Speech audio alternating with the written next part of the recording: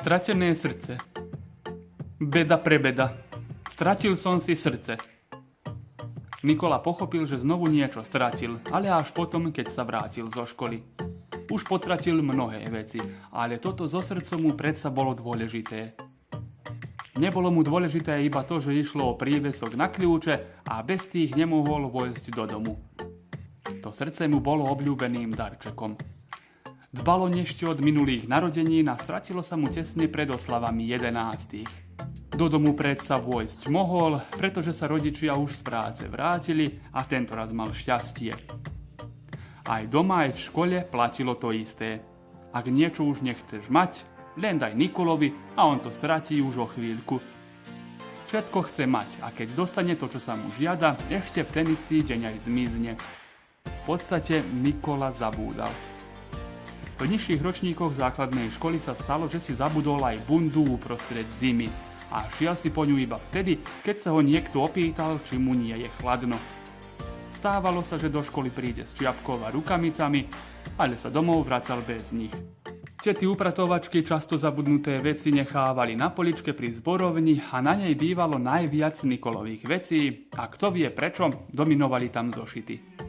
V 5. triede dôvodom mohlo byť to, že vyučovanie mávali v rôznych učebniach.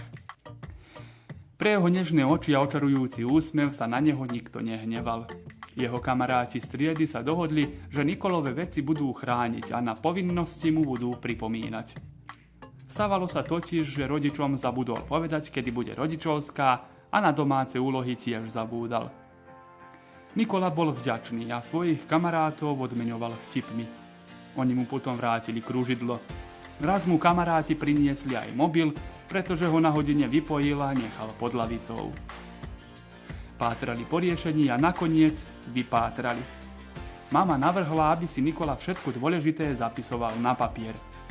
Tomu malo pomôcť, aby nezabudol na dôležité udalosti, čo si treba vziať do školy a podobné. Nikola si svedomite na papier písal, ale to fungovalo iba niekoľko dní.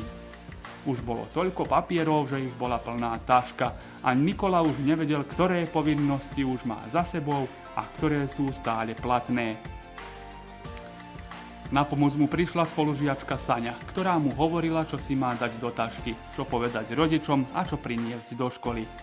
Stali sa veľmi dobrými kamarátmi, ale z neznámych dôvodov Nikola už nechcel poslúchať svoju kamarátku. Keď vchádzala do triedy, sa na ňu neobzrel a aj domov sa už vracal inou cestou. Čudné, naozaj čudné.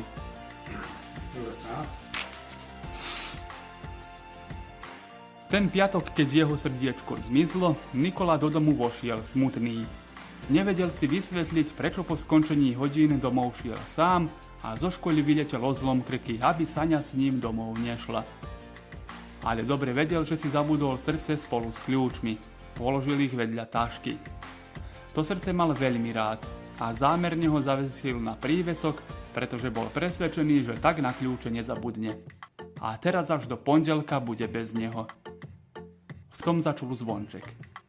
Keď otvoril dvere, stála tam Saňa. Priniesla mu kľúče. Zahanbil sa a s úsmevom povedal: "Ďakujem ti." Zdá sa, že okrem srdca na prívesku, ktoré bolo darčekom od Sane, v otázke bolo aj to jeho ozajstné. Autorka Katarína Čelíkovičová. Narátor Miroslav Gašpar.